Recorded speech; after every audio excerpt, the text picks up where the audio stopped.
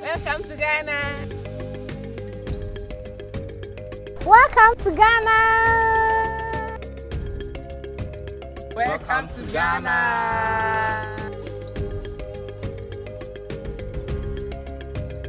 Welcome to Ghana.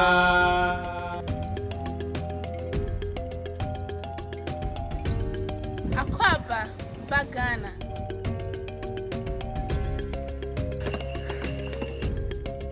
Welcome to Ghana. Welcome to Ghana.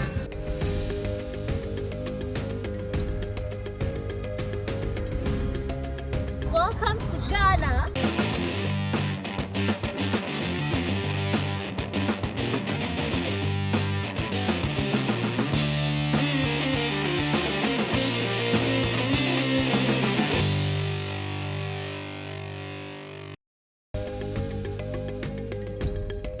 Getting a visa for Ghana is not an easy job, and this one falls somewhere between medium to difficult category. So usually it's paperwork, but this one is paperwork and it's expensive, £140 from UK, and this one also requires a letter of invitation from someone local. Now, I was very lucky because I have a friend who's Ghanaian, thank you Marianne, who wrote that for me. You can also work with tour companies to get your letter of invitation. In some cases I've heard hotels, but I'm not entirely sure about that. So if you want to be here, that's the way to be.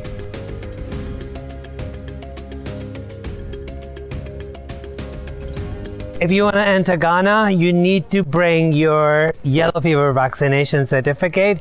Without it, you will not be allowed. And I'm not surprised if they're asking for COVID vaccination certificates after this as well. So if you have one, do bring it along with you. I am here in October and I quite like it because it's hot, but it's not like ridiculously hot. It's also not rainy or too dry, so it's kind of like temperate season, because if you come in December, January, the north is too hot. And generally, I mean, this is also a good season for the beaches. So I would recommend September, October as the best time. Not super easy, especially if you're trying to use public transport. Generally, there are these Trotro. So yeah, Trotro, but they are not the most convenient and not the cleanest either, and VIP. So you can use those buses to travel between different cities. There are also some tuk-tuks, but I've not seen a lot of them. If you're going within the city, I would recommend Bolt or Uber apps, but I would definitely recommend that you use the cash option instead of card, because a lot of people will just simply decline or cancel when they see card. So far, the best option is to go around, hire your own car. I would definitely not recommend driving on your own. The traffic is absolutely crazy and the roads are really diverse. Like, you know, in the north, the road was like absolutely beautiful, almost carpet road. And then some places the roads are non-existent with like massive potholes, and the traffic is absolutely crazy, especially in the cities. So I have been going around with my buddy Kofi, and he's taken me around all around the place. So if you want to do that, I can leave you his number.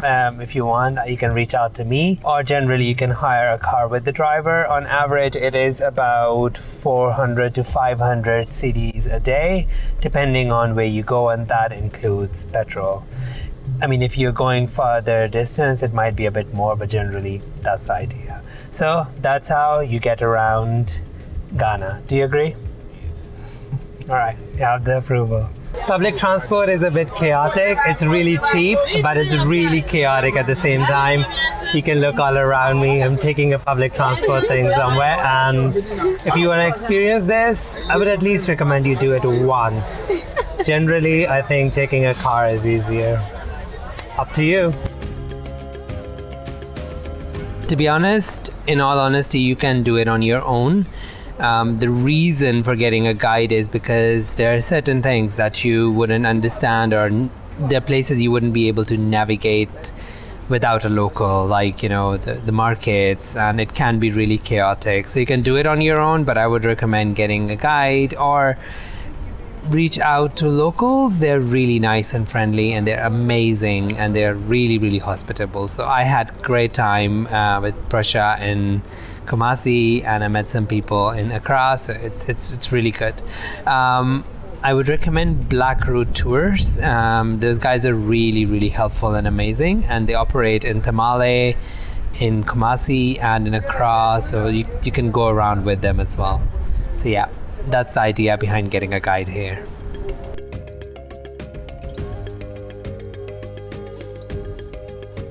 Let's talk accommodation. Now, there are plenty of options when you look at Airbnb, but I would recommend being a bit cautious because when I first arrived, I stayed in an Airbnb. I mean, it looked really nice in the photos, but there was a huge gap, and security is another issue because there are armed robberies. So you want to get a proper hotel with proper security, or you can hire an apartment like the one I'm in right now, but you need to get it in a proper compound that has good security. So Kumasi has a good hotel called Ike's Hotel, and that's also like quite in the center of the city, very close to everything. And then here in Accra, where I'm staying, at the closest area, and this defies all logic, the nicest area actually is the one close to the airport. Now, usually people don't like living near to the airports because of the noise and blah blah blah. But yeah, this is the safest, the best area to stay in Accra. So yeah, get a good hotel. That's a must do. And actually, this is going to be your biggest expense on your entire trip. So buckle up.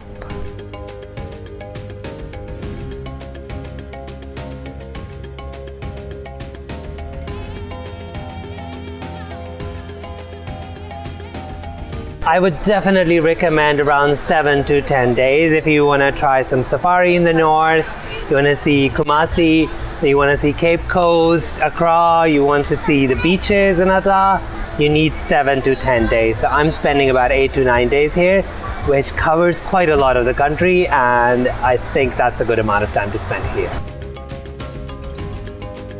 I have some good news. If you're coming from abroad, English is the main language and pretty much everyone speaks it, so you will have no problems. All the signs, boards are in English as well as French, although not many people speak or understand French. This is really peculiar because all their neighbors are French-speaking countries, Burkina Faso, Togo, Benin, which they don't have a direct border with, but Ivory Coast, all French-speaking. But it is what it is. For their own language, the main language, sort of like a bridge language in Ghana, is Chi, which comes from the Ashanti region, Kumasi area. And there are a lot of other languages. The main language in Accra is Ga, but kind of everyone speaks Chi. So if you know a few words like Akwaba is welcome, that's all I know. But generally, if you speak English, you will have no problem here. So the currency in Ghana is cedi, and this is what it looks like. It's quite colorful, and you will be quoted cedis everywhere. There are no dollars. I didn't see anywhere other than some big hotels where you can pay in dollars. So I would definitely recommend that you keep a lot of cash on you, especially when you're moving outside the city. You will definitely need it. ATMs, I found two banks, Eco Bank and GCB, Ghana Commercial Bank, that do not charge any transaction fees. The ATMs are quite easily available throughout the country, and you're never far from one. Card payments are not very common. Contactless payments are almost non-existent. So you need to keep cash with you at most of the time. But no one charged me any card payment fees, so that's a good sign. We'll talk a bit more about how expensive is Ghana. Now, generally, Western Africa is a bit more expensive, but generally, it is still quite a cheap destination, especially if you want to do safari, etc. The most expensive thing that I found is the accommodations. If you want good accommodation, which I would highly recommend, it will cost you. Other than that, entrance to national parks and doing other things is not that expensive. So what I mean by that is you can have a really good day from somewhere between $50 and $100, and that includes your food, as well as moving around, even if you get like your car with your own driver. So yeah, it's generally quite comfortable within that mark. From my interaction so far, they're quite friendly and they try to make it as fun for you as possible. So you're getting around, they will try to give you as much information as possible. They're very friendly, they have big smiles, which is my favorite part, and they will just come up to you and strike a conversation, which is definitely a good thing. But I would also warn you that if you get into an argument, which I did a couple of times and not by my own choosing, but if you're right, stand your ground, be firm, but be polite at the same time. But if you are not sure, back out. I don't think you can win an argument from a Ghanaian. That's what I've learned. So other than that, people are really nice. They're very friendly, they're very fun, and they're very outgoing and loud, and it's very, very easy to make friends. And everyone I met here mostly has been amazing. So a massive thank you to everyone I met in Ghana. I really enjoyed it. From the offset, I would say you have to be careful. It's not your average tourist destination, and I was warned before coming here, so I've been vigilant, and it's sort of generally felt quite safe so far. I've not had any major issues, rows, or anything like that. People are generally quite friendly and helpful, but you have to be careful, especially of scams, of people who are trying to promise you everything. So you have to be careful of that. But other than that, it generally is quite safe. I would also recommend being careful after dark in big cities. That's another good safety tip. And just going around with a local is the best way to have the best of this country. So be careful, but it's generally quite safe. I got Vodafone for free because I'm with Vodafone UK and I don't have to pay any roaming charges. But what I can tell you is they don't have the best network here. MTN does. If you're getting a SIM card, I would recommend MTN. They have much better coverage than Vodafone.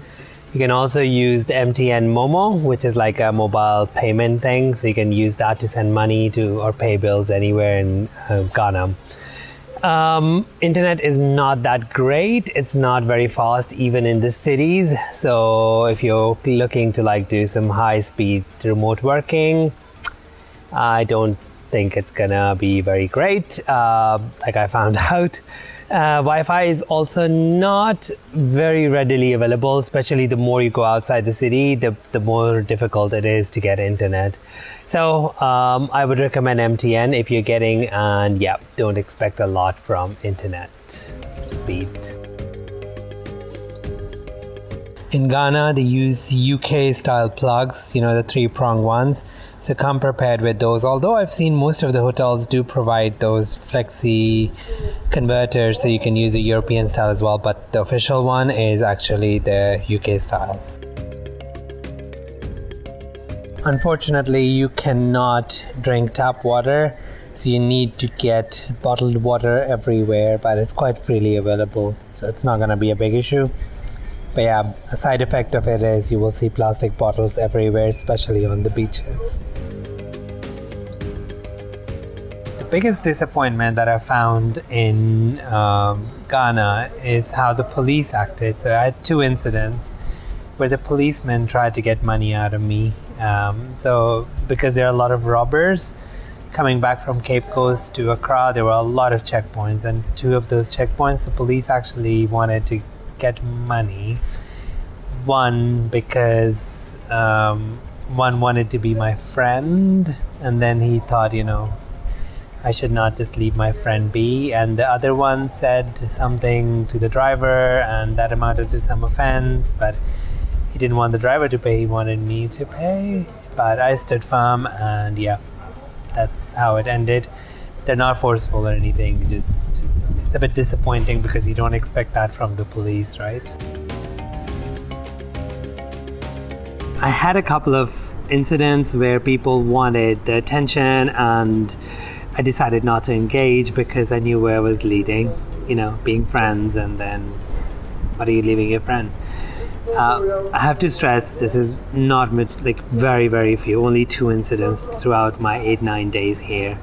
So when I decided not to engage, they became quite aggressive and they made up some rules and they made it look like they were enforcing those rules. So that's another good reason to go around with a local, because you won't have to deal with this difficult space. Sunscreen, and tons of sunscreen, and a lot more of insect repellent. Do not forget these things if you're coming here. You will really need it.